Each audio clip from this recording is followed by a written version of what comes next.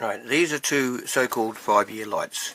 Under specified conditions, they will operate for about 5 years from 4 good quality Penlight batteries.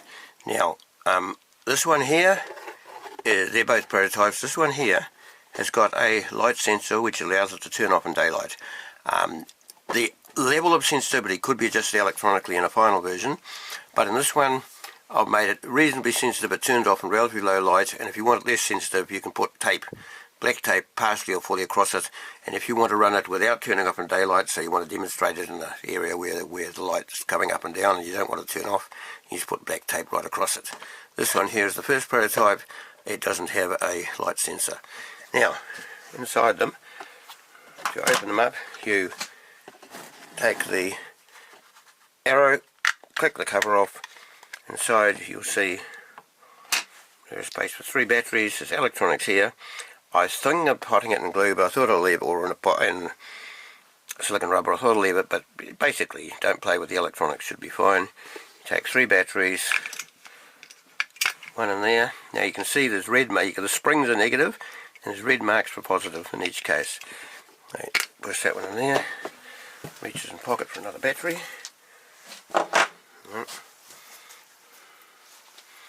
Okay, there's not a value.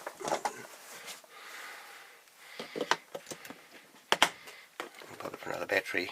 Now there's an on-off switch on here, which you can use for transportation, but normally it shouldn't be needed. You turn it on. Now that's going. You can see it's on, but it makes hardly any illumination. If I put this one here as a shield, you can see there's a tiny bit of illumination on the surface, but hardly anything at all. In the darkness it will be somewhat different. So let's see.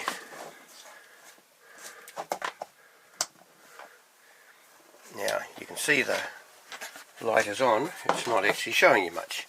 Turn it around here. I'm showing you something fresh and fruity. I'll bring this up to a sensible distance, get it to focus, and for that size of object it's nicely bright indeed. You can read something like an A5 sheet at 12 point, 10 point if you must, but say 12 point, and entirely adequately. You can read an A4 sheet with more difficulty. It's readable, it's annoying. I'll get it to focus down. It's not focusing. Hang on, come around here, get it into focusing. The camera doesn't quite like it, but you can see that that's now the brightness is illusory, but that's about right, surprisingly. But quite often when you get camera images, they are too bright or too dim, and it's very easy to make an image look bright, and that is actually in the order of right at the moment. So it's quite a useful light, and your eyes get used to it. When you first see it in the dark you think that's terrible, can't see anything, what a useless light.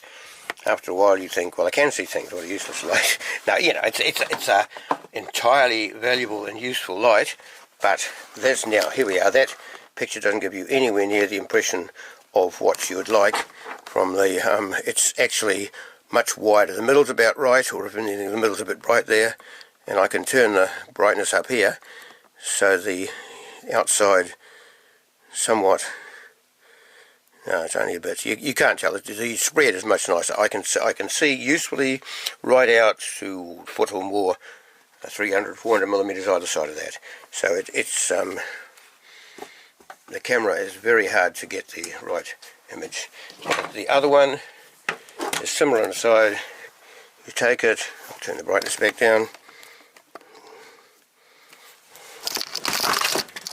Try not to knock the camera off its mount. It's good for the camera. Very professional. You click the cover off as before. Similar arrangement on the side. I will swap the batteries over. Again, springs are negative and there's red marks for positive. One battery, it won't, almost certainly won't damage it putting the batteries in backwards, it just won't work. That said, try not to do it, but shouldn't matter. Take the cover, line up the thing at the high side there is where the cover slides towards. Click it together turn it on,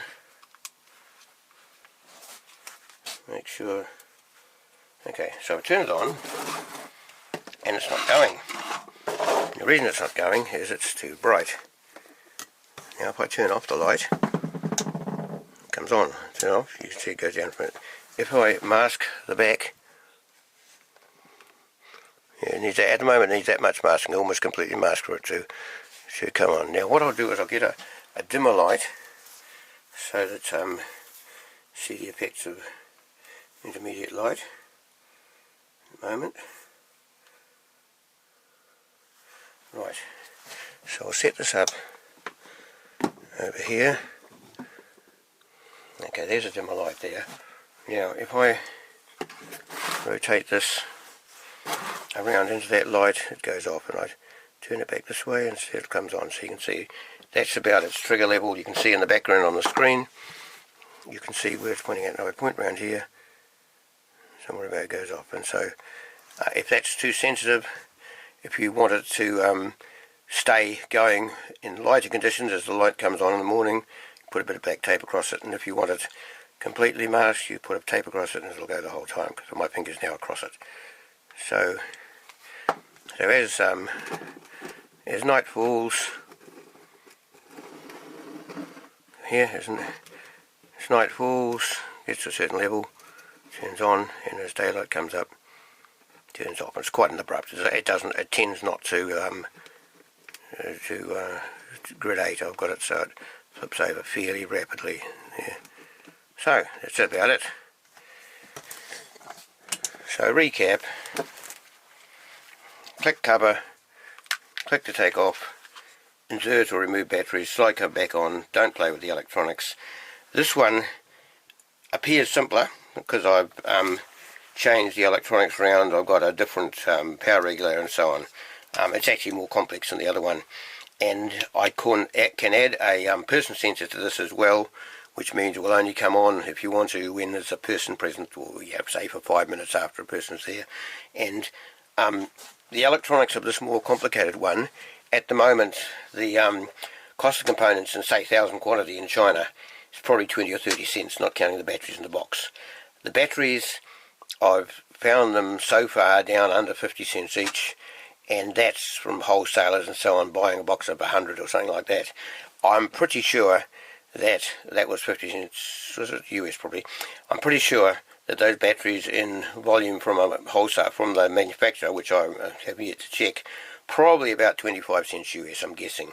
So probably no worse than $1 for the batteries, 30 cents for the electronics. You've got to get a box. You want a solid box, just, it's the base to be had. But certainly the whole thing is manufacturing costs, housing, mounting, everything. It's going to come in under $5 in, say, 1,000 quantities, and it could be, I'd say $3 probably, but we'll see. Thanks.